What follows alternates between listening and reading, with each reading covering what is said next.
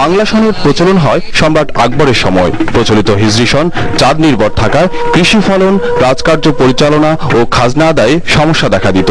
আকবরের নির্দেশে জ্যোতির্বিজ্ঞানী ফতেউল্লাহ সিরাজি সৌরসন ও হিজরি সনের উপর ভিত্তি করে এলাহি সন বা ফসলি সন প্রবর্তন করেন, আর তা শুরু হয় 963 হিজরি এবং 1556 খ্রিস্টাব্দের 14 এপ্রিল। বাংলা মাসগুলোর নাম এসেছে নক্ষত্রের নাম থেকে।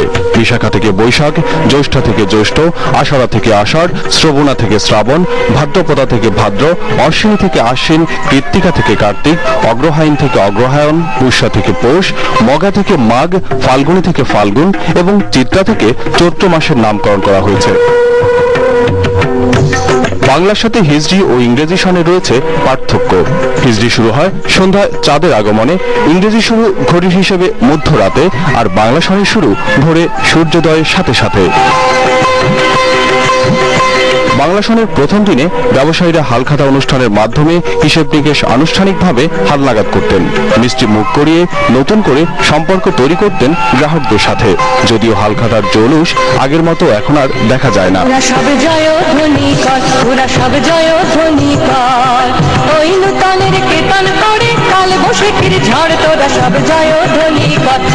কাল পরিক্রমায় একটি বছর শেষে আসে আরেকটি নতুন বছর।